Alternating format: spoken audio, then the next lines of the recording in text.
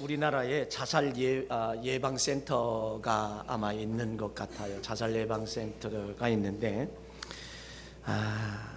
2013년도에 걸려온 자살 암시 전화만 21,658건, 하루에 59.3건.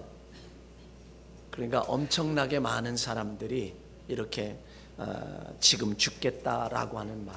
그래서 그 자살 예방 센터에서 그 전화를 받고 있는 사람들이 하루에 적어도 60번씩 나 지금 죽겠다라고 하는 소리를 듣는다는 거예요. 그래서 그것을 판단해서 심각하다라고 생각을 하면 그 정신보건 전문 요원이 자살 시도자와 전화가 연결돼서 이게 심각하다라고 생각이 되면, 긴급 상황이라고 생각이 되면 바로 경찰에 협조 요청을 하고 그 직원들이 바로 그 현장으로 이제 위치가 추적이 되니까 바로 현장으로 파견을 하고 출동을 하기도 한답니다.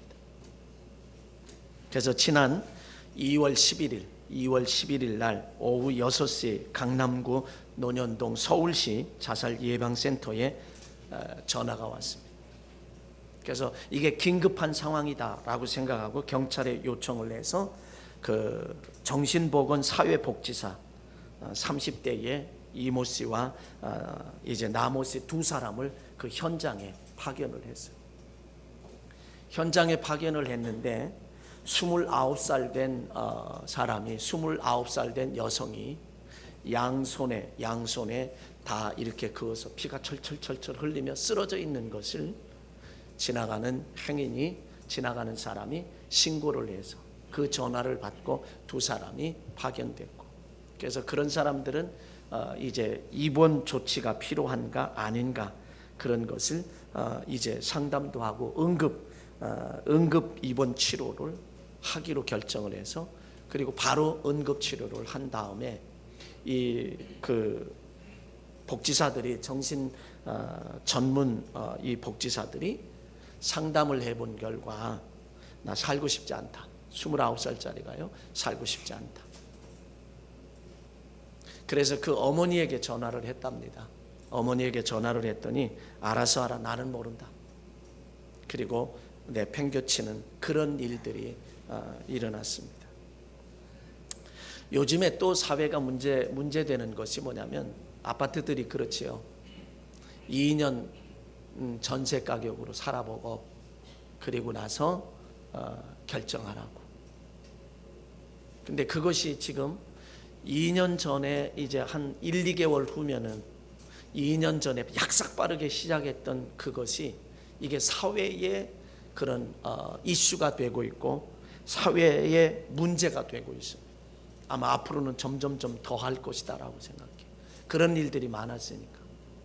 예를 들면 서울에 시가가 한 9억짜리 아파트를, 9억에 해당하는 아파트를 2억 내지 3억을 주고 이제 입주를 하는 거예요. 전세 개념으로 입주를 했어요. 근데 그 전세 개념으로 입주를 했지만 실제적으로는 그 사람이 매매해서 산 것으로, 시공사에서 산 것으로 돼 있고, 이 사람 이름으로 시공사에서 나머지 대출을 다 받은 거예요. 그러면 3억을 냈으면 6억이라고 하는 걸 대출을 다 받아서, 그리고 6억이라고 하는 것에 대한 이자를 시공사에서 계속 물었어요. 그리고 2년 후에 그것을 매입해 준다라고 했어요. 근데 지금 두 달이 남았는데 그들이 내놓으려고 하니까 시공사에서 그것을 돌려줄 수 있는 돈이 하나도 없는 거예요. 그런데다가 신탁회사에 신탁이 돼 있다라고 하니까 이 일반 백성들은 그대로 믿고, 신탁까지 되었으니, 맡겨줬으니 이건 틀림없이 2년 후에 우리가 노하면 받을 수 있겠구나. 그러면 2억 3억을 내가 없애는 것에, 못 받는 것에 대해서 내가 그것을 손해를 안 보려고 하면 그거를 내가 매입을 해야 되는 거예요. 매입을 하게 되면 어떻게 되냐면 6억에 대한 이자를 물어야 되잖아요. 6억에 대한 이자를 물어야 되는데 그거를 물을 수 있는 사람들이 별로 또 없는 거예요. 그런데 그러면 그거를 파는 것으로 정리해보자 라고 하면, 정리하면은 그거라도 건질 수 있지 않겠냐, 그렇게 생각을 했는데 매매 가격이 2억 정도가 2, 3억이 다운이 됐어. 그러니까 팔아도 아무것도 남는 것 없이 빈손으로 나와야 되는 그런 어려운, 이게 사회 이슈가 될 수밖에 없고 사회 문제가 될 수밖에 없고, 이 백성들을 향하여 어떤 면에서는 사기친 거나 마찬가지다. 이게 점점 많이 이렇게 됐어. 이게 매스컴을 탔으니 많은 곳에서 이런 이야기들이 엄청나게 나올 것이다. 그래서 막 사람들이 울고 불고 난리가 났어. 얼마나 많은 사람들이, 그 많은 사람들이 그냥 울부짖고 난리가 났다. 이것이 오늘을 살아가는 현대인들의 모습이에요.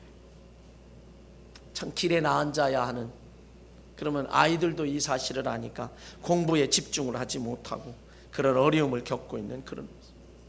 요한복음 5장에 가보면 베데스다 연못이 나옵니다. 베데스다 연못에는 거기에 사람들이 참 많아요. 각종 질병에 걸려있는 모든 사람들이 거기에 다 모였습니다.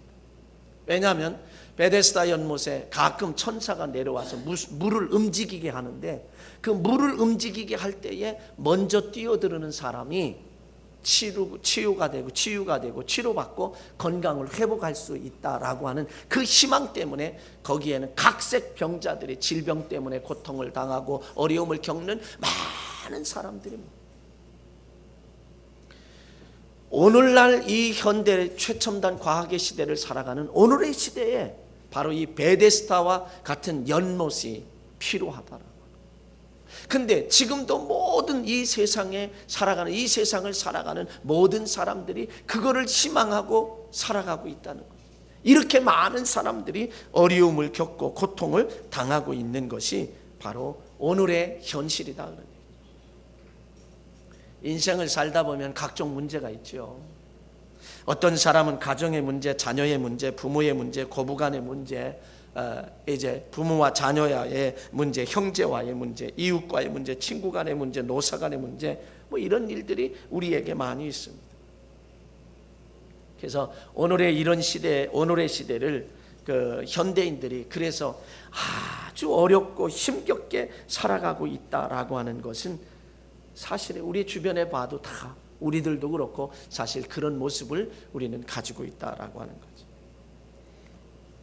아마도 우리나라가 이제 GNP가 2만 불을 넘어서 3만 불에 육박해 나가고 있는데, 이 GNP가 높으면 높을수록 점점 이런 사회에 어려움을 당하고 고통을 겪고 있는, 아픔을 당하는 사람들은 점점 많아질 것이라고 하는.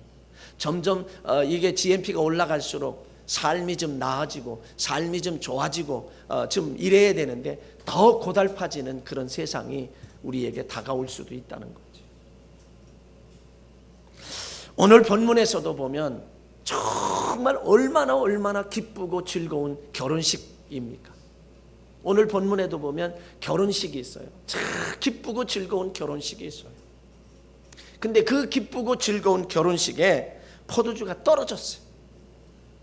그러니까 우리가 쉽게 얘기하면 막 잔치가 진행되고 그냥 막 손님들이 와가지고 왁자지껄하고 그냥 이렇게 하는 그런 와중에 음식이 딱 떨어졌다.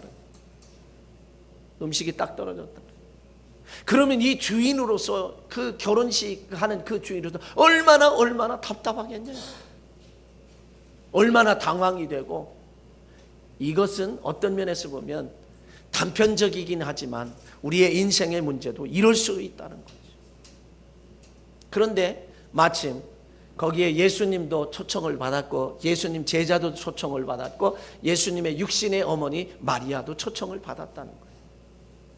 초청을 받았는데 그 물이 변하여 포도주가 됨으로 말미암아서 이 문제가 해결됐다는 거예요. 자, 그러면 이러한 어려운 문제, 힘들고 당황스럽고 고통스러운, 이거는 그냥 많은 사람들에게 죄송해요 한마디 하면 끝날 수도 있는 그런 문제지만, 실제로 우리의 인생의 생사를 좌우할 수 있는 그런 그런 문제를 가지고 있을 때 우리는 어떻게 해야 하겠냐 이거죠.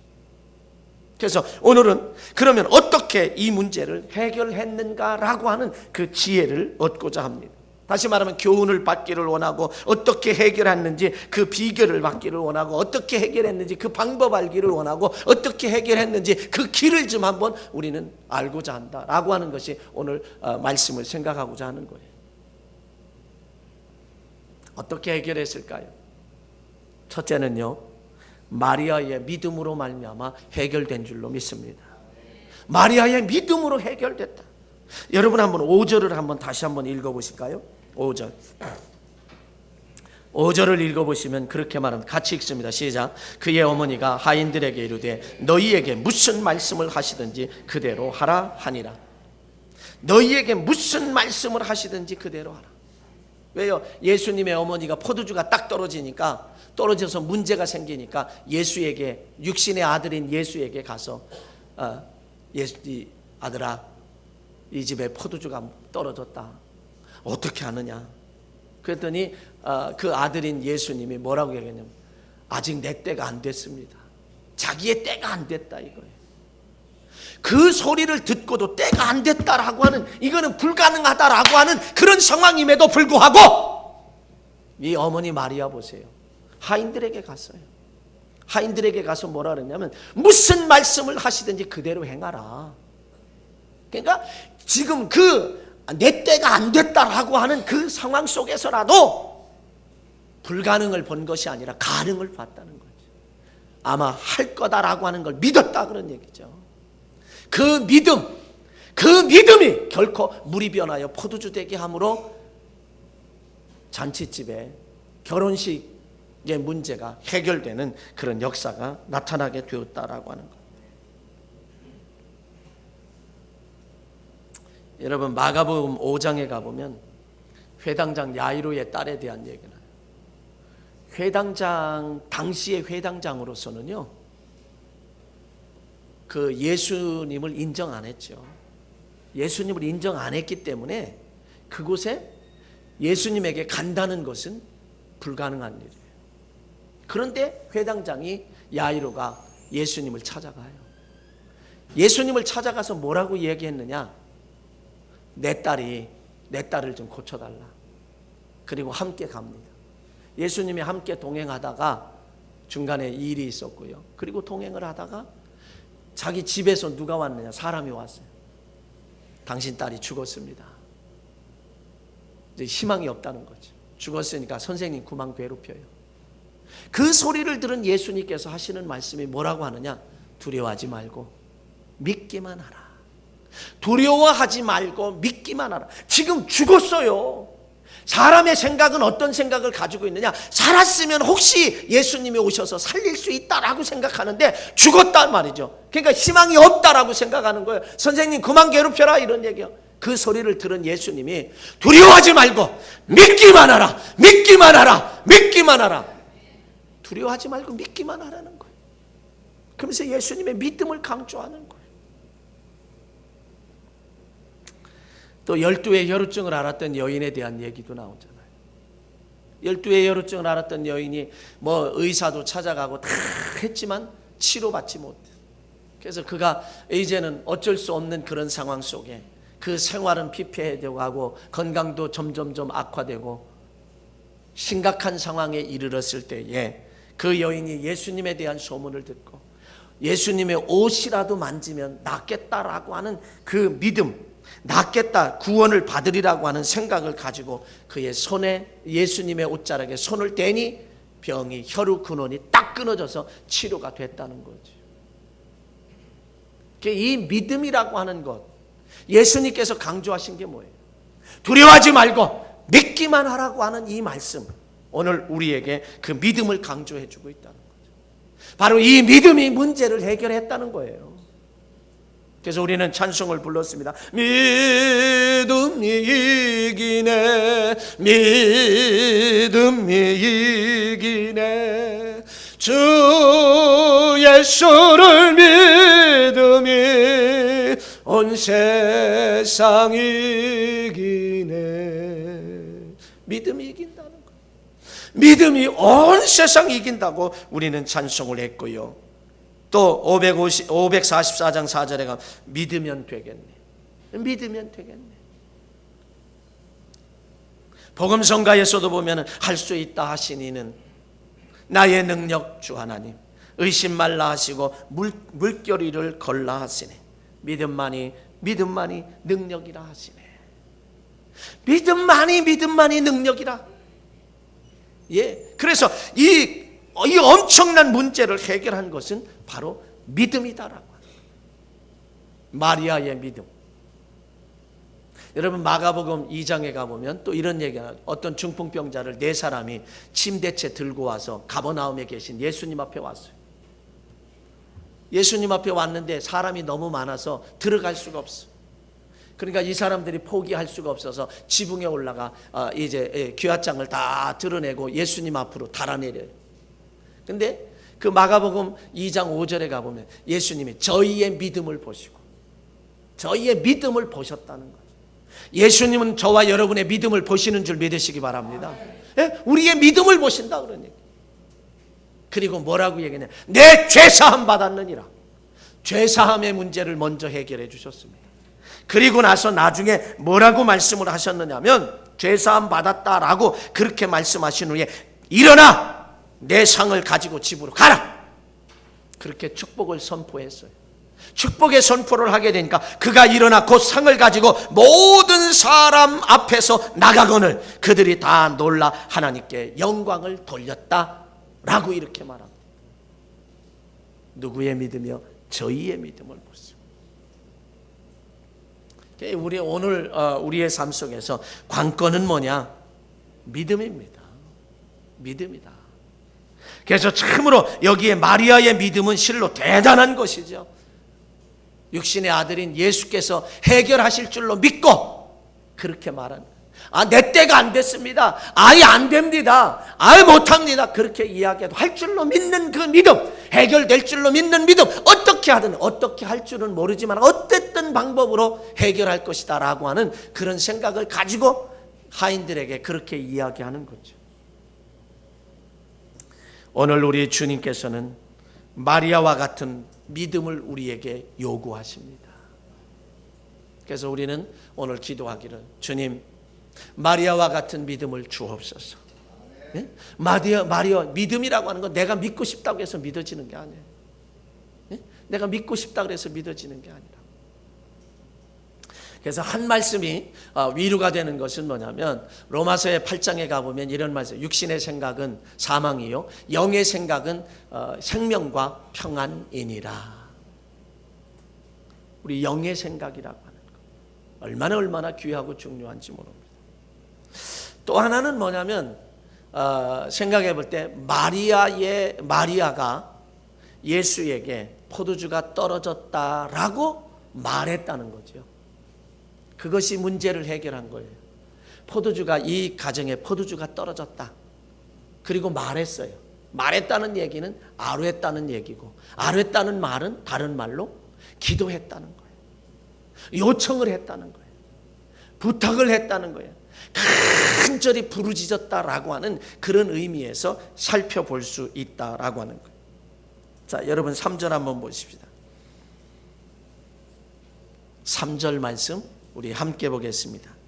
포도주가 떨어진지라 예수의 어머니가 예수에게 이르되 저들에게 포도주가 없다 하니. 자, 포도주가 떨어진지라 예수의 어머니가 예수에게 이르되 그랬어요. 이르되 그랬어요. 이르되라고 하는 건 말했다는 얘기고, 알렸다는 얘기고, 그 다음에 기도했다는 얘기. 그렇게 알렸어요.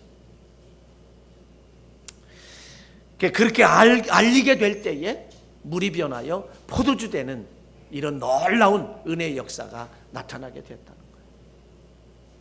그래서 성경은 뭐라 그러죠? 마태복음 7장 7절에 구하라 그러면 주실 것이요.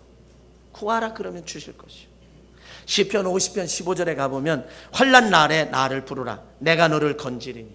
환난 날에 나를 부르라 내가 너를 건지겠다. 공동번역으로는 어려운 일 당할 때에 나를 불러라 구해주리라. 어려운 일 당할 때 나를 불러라 구해주리라. 시편 34편 6절에 가보면 곤고한 자가 부르짖음에 여호와께서 들으시고 그의 모든 환난에서 구원하셨도다. 곤고한 자가 부르짖음에 하나님이 들으시고 그 모든 환난에서 구원해 주셨다.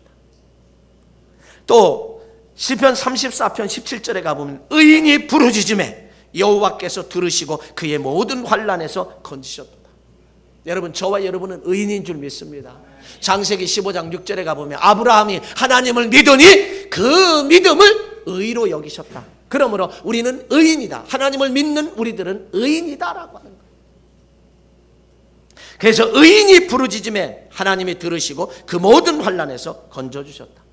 아모스 5장 6절에 가보면 너희는 여호와를 찾으라 그러면 살리라. 살고 싶으냐? 야훼를 찾아라. 공동번역은 그렇게 말해요.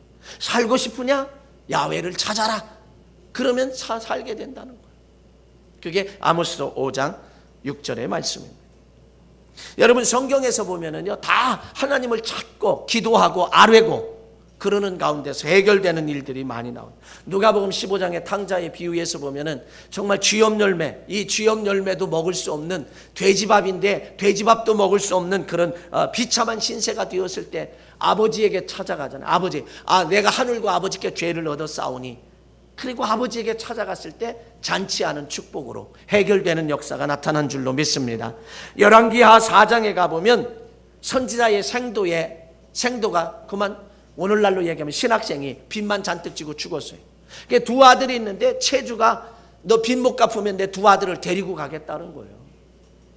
데리고 가겠다고 하니까 누굴 찾아갔느냐? 하나님의 사람 엘리사 선지자를 찾아갔어요. 그래서 그 상황을 이야기하니까 내 집에 있는 게 뭐냐? 자, 여러분 보세요. 선지자를 하나님의 사람을 찾아갔다라고 하는 건 다른 의미로 생각해 보면 하나님을 찾았다는 얘기고 예수님을 찾았다는 얘기고, 그러면 찾았다는 얘기는 아뢰다는 얘기고, 아뢰다는 얘기는 기도했다는 얘기고, 부르짖었다는 얘기예요. 그러니까 내 집에 있는 게 뭐냐? 얘 기름 한 병 있어요. 동네방네 그릇 좀 빌려라. 그리고 갖다 부어라. 부어서 가득 차고 그릇이 없을 때에 뚝 끊어져. 그러니까 그 있는 것을 팔아, 그 기름을 팔아서 빚 갚고 나머지 가지고 살아라. 그리고 이 한 가정이 비참할 수밖에 없는, 두 아들이 종으로 붙잡혀 갈 수밖에 없는 그런 상황 속에서도, 그런 문제 속에서도, 위기의 상황 속에서라도 하나님의 사람을 찾았을 때, 아뢰 때에 해결이 됐다는 거죠. 역대하 20장에 가보면 모압과 암몬과 마온의 세 나라가 연합해서 유다왕 여호사밧을 이제 다스릴 때 침략해 들어와요. 침략해 들어오게 되니까 이 여호사밧이 할 수가 없어요. 그래서 하나님 12절에 가보면 하나님 앞에 아뢰요. 저들을 대적할 능력이 없습니다. 어떻게 할 줄도 모릅니다. 오직 주님만 바라봅니다. 그리고 하나님 앞에 아뢰고 기도하는 거예요. 하나님 앞에 아뢰고 기도할 때 하나님께서는요, 복병을 예비하셔서 그들을 다 물리치고 이 위기의 문제를 해결해 주신 줄로 믿습니다.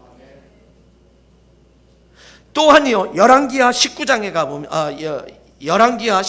가보면 국가적인 위기가 있어요. 아수르의 사네립이라고 하는 왕이 협박 편지를 보내고 히스기야 왕에게 협박 편지를 보냈어요. 그러니까 협박 편지를 받은 히스기야 왕이 대신들을 아모스의 아들 선지자 이사야에게 보내요. 대신들을 보내서 좀 상담을 하고 기도를 요청해라. 임신을 했으나 해산할 능력이 없다. 그리고 아뢰라고 이야기하고, 자기는 그 협박 편지를 들고 성전에 들어가서 펼쳐놨습니다. 협박 편지를 펼쳐놓고 그리고 하나님 앞에 기도합니다. 하나님 앞에 아뢰요. 그랬더니 어떤 역사가 나타났느냐면요, 이 아모스 선지자를 통해서 걱정하지 말아라. 저가 소문을 듣고 본국에 들어가서 죽을 것이다. 그런데요, 하나님의 역사가 이렇게 하나님 앞에 아뢰고 모든 백성과 왕으로부터 모든 백성이 하나님 앞에 아뢰일 때요, 하나님께서는 이 아수르 군대의 18만 5천 명을 다 전멸시켰습니다. 그리고 이 아수르 왕 사네립은 본국에 돌아가서 자기의 신, 우상신 니스룩 앞에서 칼에 맞아 죽었어요. 그래서 나라의 위기를 하나님 앞에 아뢰더니 해결해 주셨다. 이 문제가 해결이 됐어요. 또 개인적으로 보면 열왕기하 20장에 가보면 하나님께서 사람을, 하나님의 선지자를 보내요. 선지자를, 이사야 선지자를 보내서 너의 집을 정리해라. 너는 죽고 살지 못한다. 하나님이 선포하신 거예요. 너 집 좀 정리해. 너 죽고 살지 못해. 그러니까 죽을 것이다. 그러니까 이 히스기야 왕이 어떻게 했냐면 낫을 벽으로 향하고 간절히 하나님 앞에 기도합니다. 뭐라고 기도하냐? 내가 진실과 전심으로 주 앞에 행하며 주께서 보시기에 선하게 행동한 것을 기억하소서 하고서 막 통곡을 하며 하나님 앞에 자기의 사정을 아뢰요. 그래도 하나님 내가 하나님 앞에 진실과 선행으로 이렇게 행했고요, 이렇게 했고요, 진실과 전심으로 주 앞에서 행했고요, 주님 보시기에 선하게 행동한 것들 좀 기억해 주세요, 살려주세요 하고 아랠 때에 하나님께서는 뭐라고 말씀하셨나요? 내 기도를 들었고 내 눈물을 보았노라. 그러면서 너의 생명을 15년을 연장해 줄 것이고 이 성과 너를 앗수르의 손에서 건져주실 것이고 이 성을 보호하리라. 이런 축복을 받게 됐어요. 모든 일들 가운데 다 한결같이 하나님 앞에 아뢰 때, 그 아뢰다라고 하는 거, 기도한다라고 하는 건 믿음이 또 전제되어 있잖아요.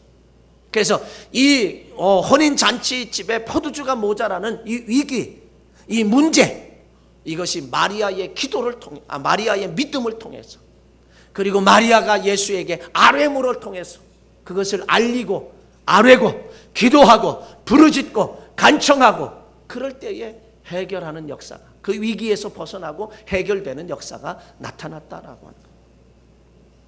그럼 하나를 더 생각해 보면요, 하인들의 순종입니다. 하인들의 절대적인 순종을 통해서 바로 이 잔치집의 문제가 해결된 거예요. 인생의 문제가 해결된 거예요. 마리아가 하인들에게 예수님이 무슨 말씀을 하시든지 그대로 행하라 이렇게 말했을 때에 하인들의 마리아의 말에 순종했어요. 그래서 결례를 행한다는 얘기는 그들은 주로 샌들을 신고 다닙니다. 그러니까 멀리 이렇게 길을 오다 보면 푹석푹석하고요, 발이 지저분할 수밖에 없고 손도 그렇고요. 그러니까 손님이 오게 되면 그들에게 물을 좀 떠다, 물이 귀한 나라잖아요. 물을 이렇게 떠다 주어서 그것을 손발을 다 씻고 그리고 들어가서 잔치에 참여할 수 있도록 하는 그 결례를 행하는 그 항아리가 6개가 놓여 있다는 거죠. 그러니까 마리아의 말에 순종을 해서, 그리고 이제 그 결례를 행하는 돌항아리에 물을 채우라고 예수님께서 그렇게 하니까 하인들이요, 힘들다고 말하지 않았어요. 어렵다고 핑계하지도 않았습니다. 아니 다른 일들도 많은데 이딴 짓을 뭐 하냐고, 뭐 이딴 짓을 시키느냐고 시비하지도 않았습니다. 그저 아구까지 2-3통 드는 그 돌항아리 하나에 아구까지 가득히 물을 채웠어요. 그랬더니 이번에는 예수님이 자, 연회장에게 떠다 줘라. 그 물을 떠다 주라는 거예요. 그냥 물을 떠다 주라고 하는 게 아니라 심지어는 이게 포도주 떠다 주라는 거예요. 그게 물인데 어떻게 포도주가 되느냐. 그러면 그들이 말할 수 있어요. 아니 우리 뭘로 보는 거예요? 이거 떠다 주고 뺨만 맞게. 그러지 않았습니다. 그 주님의 말씀에 그대로 순종해서 그 물을 떠다가 갖다 주었을 때에 아마도 떠서 가지고 가는 순간까지도 여전히 아마 중간에 열어봤을런지도 몰라요. 근데 여전히 물이었을 수도 있어요. 그런데 마지막에 이 연회장이 이렇게 따르는데 그게 아마 포도주가 됐어. 극찬을 하죠. 물이 변하여 포도주 됐다. 예수님께서 말씀하신 대로 순종을 했더니 물이 변하여 포도주가 되는 그런 역사가 여기에 나타나게 됐다. 여러분, 오늘 현대를 살아가는 현대인들이 너무너무 많은 각종의 문제 속에서 시달리고 있고 고통스러워하고 있고 아파하고 있고 정말 어려운 이런 위기의 상황 속에 접한 사람들이 참 너무 많다는 거죠. 아까 말씀드린 대로 전세 개념으로 들어갔던 그 사람들이, 수없이 많은 사람들이 거리에 앉을 수 있는 쏟아질 날이 멀지 않았어요. 지금 그런 인생의 문제를 가지고 지금서부터 지금도 눈물을 쏟으며 이걸 어떻게 해결할 수 있을까? 어떻게 할 수 있을까? 라고 하며 눈물 짓는 사람들이 한둘이냐 이거지. 여기에 잔치집에도, 가나 혼인 잔치집에도 이러한 위기가 있었을 때에 어떻게 해결했습니까? 마리아의 믿음을 통해서, 마리아가 아뢰는 것을 통해서, 예수님께 아뢰는 것을 통해서, 기도하는 것을 통해, 부르짖는 것을 통해서, 그리고 하인들의 순종을 통해서, 이런 모든 삼위일체가 될 때에, 그래서 저와 여러분들도 믿음도 필요하고요, 아뢰는 기도도 필요하고요, 순종도 필요합니다.